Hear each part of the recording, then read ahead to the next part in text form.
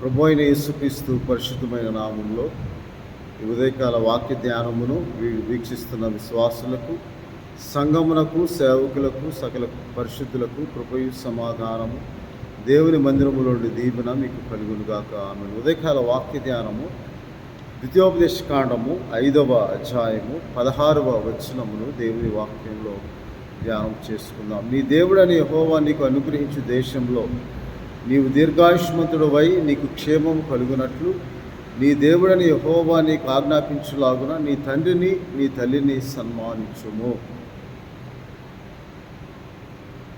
దేవుడు అనుగ్రహించిన ఈ ఆజ్ఞలు ప్రాముఖ్యముగా ప్రధానమైన ఈ 10 ఆజ్ఞలను దేవుడు ఆజ్ఞాపించినట్లుగా ఆచరించవలనని,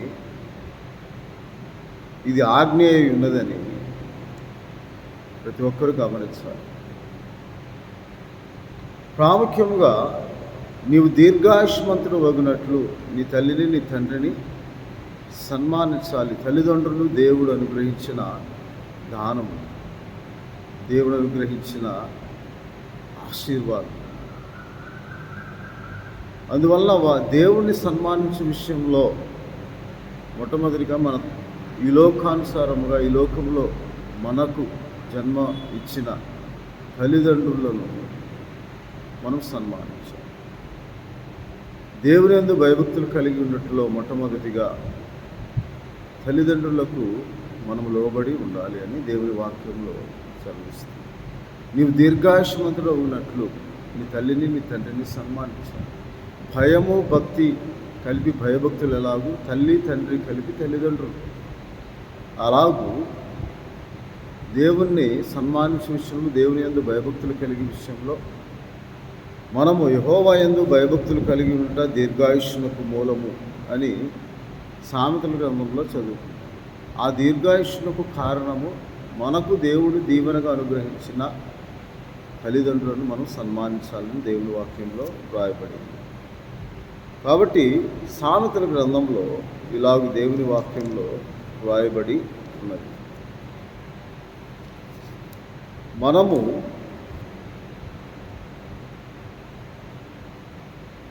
దేవుని వాక్యానుసారంగా జీవిస్తూ దేవుని వాక్యమును గైకొనుచు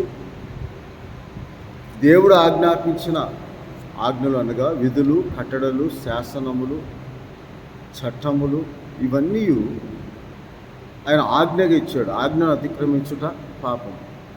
కాబట్టి ఈ ఆజ్ఞలన్నిటినీ మనము గైకొన్నట్లుగా తల్లిదండ్రులకు లోబడి ఉండాలని, సన్మానించాలని దేవుని వాక్యంలో రాయబడింది. ఎందుకనగా రాబోయే కాలంలో అపోస్తలుడైన పౌలు గారు, అలాగే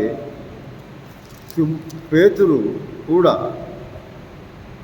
కొన్ని మాటలు రాబోయే కాలంలో సంభవింపబోవు సంగతులను గురించి యేసుక్రీస్తు ప్రభువారు కూడా సువార్తలలో అంత్యదినములలో అంత్యకాలములో జరగనయ్యున్న సంగతులను గూర్చి యేసుక్రీస్తు ప్రభువారు ముందుగానే సెలవిచ్చారు. అందుకు మత్తయి సువార్త 10వ అధ్యాయంలో ఇలాగ దేవుని వాక్యంలో రాయబడి ఉన్నది. ఏమని అంటే 34వ వచనంలో, నేను భూమి మీదకి సమాధానము పంపవచ్చితని తలంచుకుని ఖడ్గమునే గాని సమాధానం పంపుటకు నేను రాలేదు. ఒక మనుషునికి వారి తండ్రికిని కుమార్తెకును ఆమె తల్లికిని కోడలుకును ఆమె అత్తకు విరోధం పెట్టవచ్చితని, ఒక మనుషుని ఇంటి వారే అతనికి శత్రువులు అగుదురు అని దేవుని వాక్యంలో రాయబడింది. ఏమిటి ఆ మాట అంటే, సమాధానము యేసుక్రీస్తు ప్రభువును కుటుంబంలో ఒక వ్యక్తి నమ్ముకుంటే, కుమారుడు నమ్ముకుంటే తల్లిదండ్రులను ద్వేషిస్తారు, తల్లిదండ్రులు నమ్ముకుంటే బిడ్డలు ద్వేషిస్తారు, అత్త నమ్ముకుంటే కోడలు ద్వేషిస్తారు, కోడలు నమ్ముకుంటే అత్త ద్వేషిస్తారు. ఇలాగూ యేసుక్రీస్తు ప్రభు నామమును బట్టి మనము ద్వేషింపబడతాము.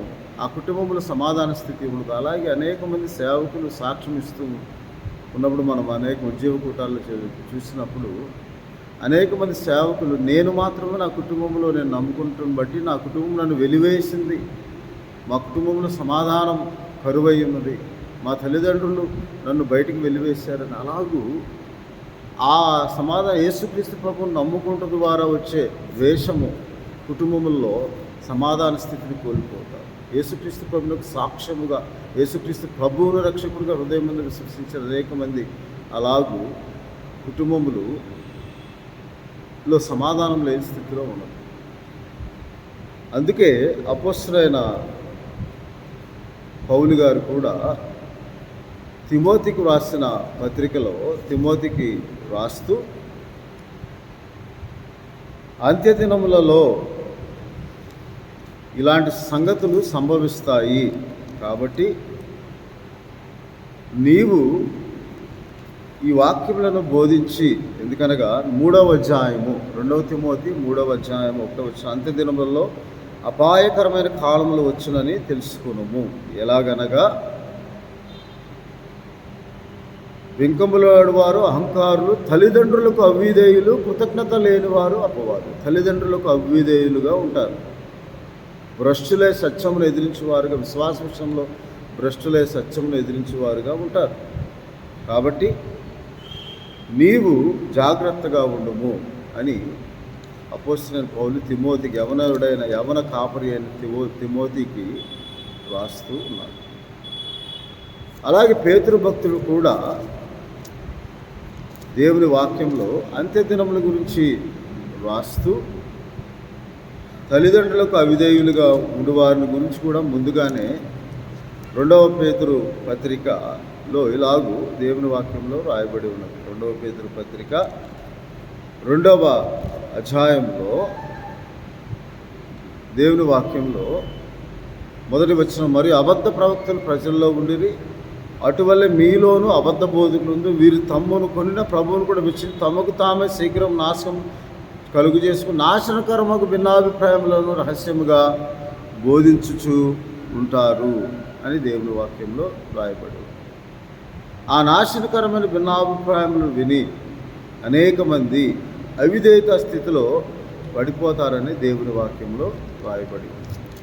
కాబట్టి మనము ఈ కాలంలో చాలా జాగ్రత్తగా, ముఖ్యంగా యవనస్తులు, యవన కాలం మందు బాలుడు తప్పక తొట్టిల్లుతాడు, కానీ తొట్టిల్లినప్పుడే వారు ఆ తొట్టుపాటు నుంచి క్రమశిక్షణ నేర్చుకోవాలి.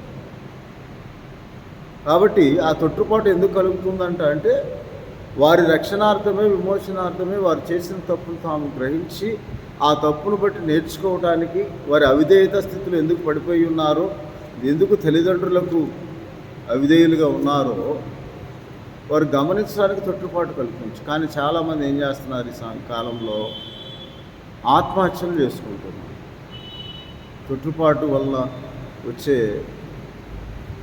ఆ నష్టము కుటుంబానికి ఎంతో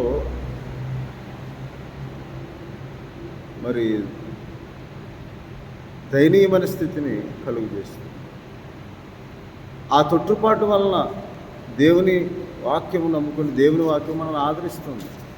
అందుకే యెహోవా యందు భయభక్తులు కలిగి నీ తండ్రిని నీ తల్లిని సన్మానించము అని యేసుక్రీస్తు ప్రభువారు కూడా తల్లిదండ్రులను సన్మానించాడు. లూకా సువార్తలో ఇలాగ యేసుక్రీస్తు ప్రభువారు వారికి లోబడి ఉండెను అని రాయబడి ఉన్నది. లూకా సువార్త 1వ అధ్యాయంలో 4వ అధ్యాయం 2వ అధ్యాయంలో ఇలాగూ 40వ వచనంలో, బాలుడు జ్ఞానంతో నిండుకొనుచు ఎదిగి బలం పొందుచుండే దేవుని దయ ఆయన మీద. ఎప్పుడైతే మన పరలోక సంబంధమైన జ్ఞానం పొందుకుని దేవుని వాక్యం ధ్యానిస్తూ ఉన్నప్పుడు, ఆ జ్ఞానం పొందుకున్నప్పుడు ఎదిగి బలం పొందుచు దేవుని దయ ఆయన మీద ఉండెను అని చెప్పి, వారు యెరూషలేములోనికి వచ్చినప్పుడు తిరిగి ఒక దిన ప్రయాణం వెళ్ళిన తర్వాత యేసుక్రీస్తు ప్రభువారు కనబడకపోతే తిరిగి యెరూషలేము దేవాలయానికి వచ్చి ఆయన బోధకుల మధ్య కూర్చుండి వారి మాటలు ఆలకించి వారి ప్రశ్నలు అడుగుచుండగా ఆయన తల్లిదండ్రులు 48వ వచనంలో ఆయన చూచి మిక్కిలి ఆశ్చర్యపడింది. ఆయన తల్లి, కుమారుడా, మమ్మల్ని ఎందుకు ఇలాగూ శ్రమపరిచావయ్యా? ఇదిగో నీ తండ్రి నీ తల్లి దుఃఖపడుచు నిన్ను వెతుకుచుంటే మన ఆయన మీరెలా నన్ను వెతుకుచున్నారు అని చెప్పి, మాత్రమే కాక ఆ మాట తన తండ్రి పనుల మీద నేను ఉన్నానని మీరు ఎరుగురా అని చెప్పిన తర్వాత ఆయన 51వ వచనం, అంతటా వారితో కూడా బయలుదేరి నజరేతుకు వచ్చి వారికి లోబడి ఉండెను. అప్పుడు ఎప్పుడైతే మనం లోబడి ఉంటామో, యేసు జ్ఞానమందును వయస్సునందును దేవుని దయ్యందును మనుషుల దయ్యందును వర్ధిల్లుతూ ఉన్నాడు.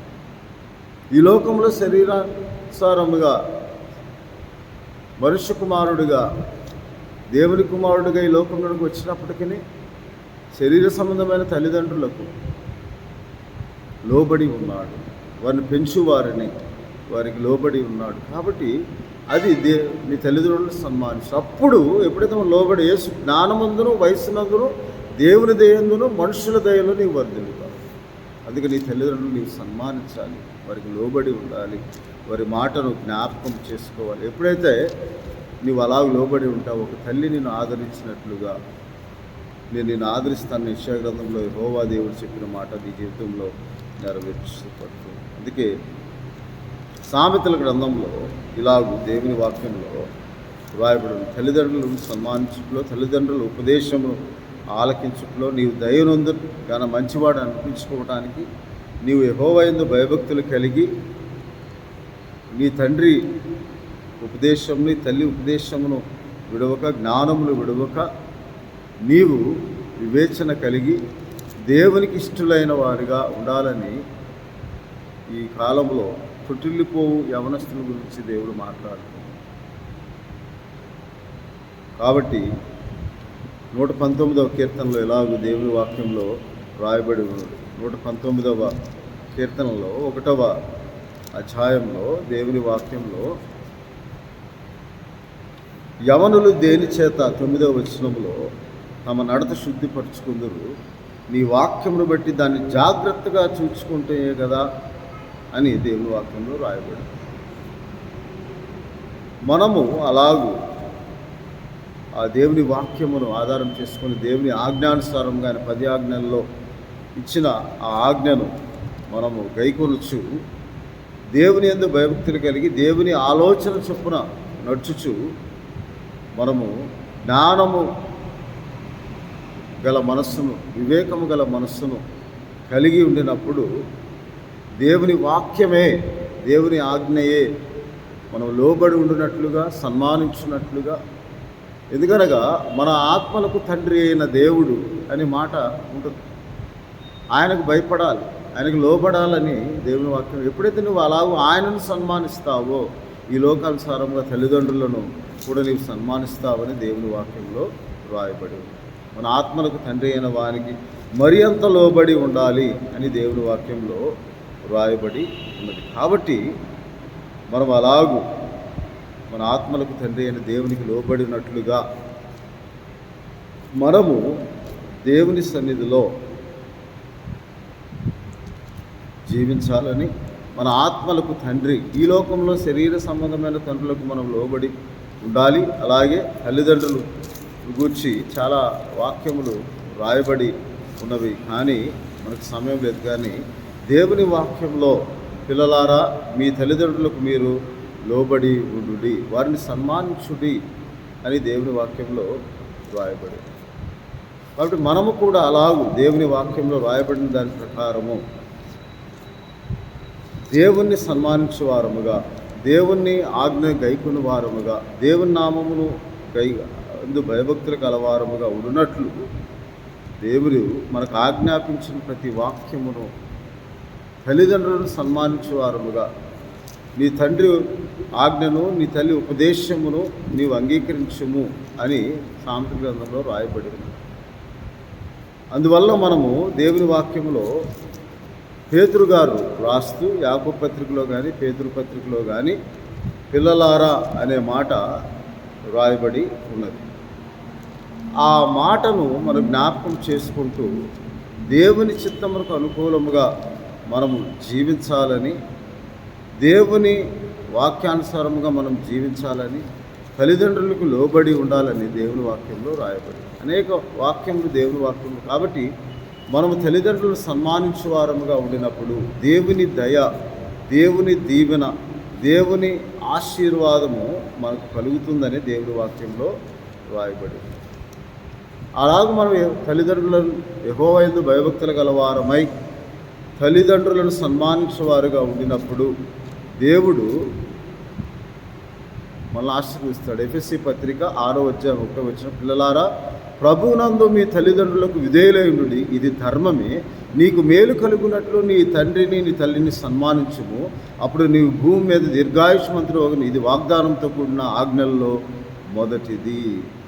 కాబట్టి తల్లిదండ్రులను సన్మానించేవారముగా, దేవుణ్ణి సన్మానించేవారముగా, వారి ఉపదేశమును ఆలకించేవారముగా, తొట్టిల్లకుండా కాపాడు దేవుడు మనకు తోడుగా ఉండాలి అంటే మనం అలాగూ దేవుని ఆజ్ఞలో మొదటిది అయినా నీ దీర్ఘాయుష్మంతులో ఉన్నట్లు నీ తల్లిదండ్రులకు విధేయులై వారిని సన్మానించాలని మనం చదువుకున్న వాక్య భాగంలో ఎఫెసీ పత్రిక 6:1 రాయబడి ఉన్న ప్రకారం ఈ కాలంలో ఈ వాక్యమును వీడియో ద్వారా వీక్షిస్తున్న అవనస్తులు బిడ్డలు త్రుటిల్లిపోకుండా దేవుడికి చేయు ప్రార్థన అయి ఉన్నదని, అది ప్రతినిత్యం మీ కొరకు వీడియో ద్వారా వీక్షిస్తున్న ప్రతి ఒక్కరి కొరకు మేము ప్రార్థన చేస్తూ ఆ ప్రార్థన మనకు తోడుగా ఉంటుంది. ఆ ప్రార్థన మనల్ని సరైన మార్గం నడిపిస్తుంది. మీరు కూడా ప్రార్థనలు ఏకీభవించి ప్రతిదినం దేవుని దయలో, దేవుని జ్ఞానంలో మీరు వర్ధిల్లినట్లుగా దేవుని వాక్యం చదువుకొని దేవుని వాక్యానుసారంగా జీవించడానికి, మనము దేవుని ఆశ్రయించి జీవించడానికి మొట్టమొదటి ప్రాధాన్యత ఇవ్వాలని, ఆ సన్మానము దేవుని సన్మానించుటని దేవుని వాక్యంలో రాయబడింది. కాబట్టి తొట్టిల్లకుండా మిమ్మల్ని కాపాడుటకును తన మహిమ ఎదుట ఆనందముతో మిమ్మల్ని నిర్దోషులుగా నిలవబెట్టకు శక్తిగల మన రక్షకుడైన అద్వితీయ దేవునికి మన ప్రభు అయిన యేసుక్రీస్తు ద్వారా మహిమయు మహాత్మ్యమును ఆధిపత్యము అధికారము యుగయుగములకు పూర్వమును ఇప్పుడును సర్వయుగములు కలుగునుగాక. ఆమె దేవుడు మిమ్మల్ని దీవించునుగాక. ఆమె. పరిశుద్ధుడవును మహోన్నతుడైన తండ్రి, మీకు స్తోత్రాలు. తల్లిదండ్రులకు అవిధేయులుగా మేము ఒకప్పుడు జీవించినప్పటికీ ఈ వాక్యం ద్వారా మమ్మల్ని బలపరిచి స్థిరపరిచి సరైన మార్గంలో నడిపించి అనేకులకు సాక్షార్థము ఉండునట్లు ప్రభు మీ ఆజ్ఞను అనుసరించి మా ఆత్మలకు తండ్రి అని నిన్ను నీకు లోబడి ఉండినట్లుగా ఈ లోకంలో మీరు మాకు దీవెనకరంగా ఆశీర్వాదకరంగా అనుగ్రహించి తల్లిదండ్రులను సన్మానించినట్లుగా ప్రభు మీ దయయందు మా ప్రభు మీ జ్ఞానంలో మేము ఎదుగుచు వర్ధిల్లే భాగ్యం ప్రభు మాకు మీరు అనుగ్రహించిన తల్లిదండ్రులను బట్టి స్తోత్రాలు చెల్లిస్తూ అలాగే అనేక మంది యవనస్తులు తొట్టిల్లకుండా ప్రభా ఈ కాలంలో ప్రభా అపాయకరమైన కాలంలో మేము జీవిస్తున్నాం. ప్రతి ఒక్కరిని దర్శించండి. ఇవి సంభవించడం వల్ల మీరు వాక్యంలో చెప్పి ఉన్నారు. అయినను తొట్టిల్లకుండా కాపాడున్నారు. ప్రతి ఒక్కరిని దీవించు. ప్రతి ఒక్కరి కుటుంబంలో అలాగూ ప్రభు తల్లిదండ్రులకు విధేయులై మీ ఆజ్ఞ ప్రకారం జీవించి మీ దీవెనలో మెండుగా పొందుకొని వారి కుటుంబంలో వర్ధిల్లే భాగ్యం దయచేయమని ఈ వీడియో ద్వారా వీక్షిస్తున్న ప్రతి ఒక్కరిని, ప్రతి యవనస్తుని ప్రభా తల్లిదండ్రులు కలిగిన ప్రతి ఒక్కరిని మీరు దీవించి ఆశీర్వదించండి. లోబడి ఉండే స్వభావం అనుగ్రహించండి. మీరు ఎలాగూ మీ తల్లిదండ్రులకు లోబడి ఉండి మాదిరికరముగా మాకు కరమైన జీవితమును దృష్టాంతముగా ఉంచి మమ్మల్ని ఆ త్రోవలో నడుచుటకు గల ఆత్మ సహాయం దయచేసి ఉన్నారు. అలాగే ఈ వీడియో ద్వారా వీక్షిస్తున్న యవనస్తుల్లో కుటుంబంలో తల్లిదండ్రులకు లోబడి ఉండి దేవుని దయ్యందును మనుషుల దయ్యందు జ్ఞానముందును వయస్సునందును ఆరోగ్యముందు వర్ధిల్లు భాగ్యం దయచేయండి. ఈ దినం జన్మదినం జరుపుకొచ్చిన క్యూటీని ప్రభా అయాన్న మీకు జ్ఞాపకం చేసుకుని దీవించి ఆశీర్వదించి దీర్ఘాయుష్ని మా ప్రభువును మా రక్షకుడైన యేసుక్రీస్తు వారి పరిశుద్ధమైన నామం ప్రార్థన చేస్తున్నాం తండ్రి. తండ్రి దేవుని ప్రేమ, ప్రభువును రక్షకుడైన యేసుక్రీస్తు వారి పరిశుద్ధాత్మనిచ్చే ఆదరణ, కాపుదల సంరక్షణ కృపాక్షేమం మీకును మీ కుటుంబములకు ఈ వీడియో ద్వారా వీక్షణ ప్రతి ఒక్కరికి తొట్టిల్లకుండా దేవుడు కాపాడుచు ఆయన దయలో జ్ఞానమును పెంపారు చేయొచ్చు. మిమ్మల్ని మీ బిడ్డలను ఆశీర్వదించును గాక. ఆమె. దేవుడు మిమ్మల్ని దీవించును గాక. ఆమె.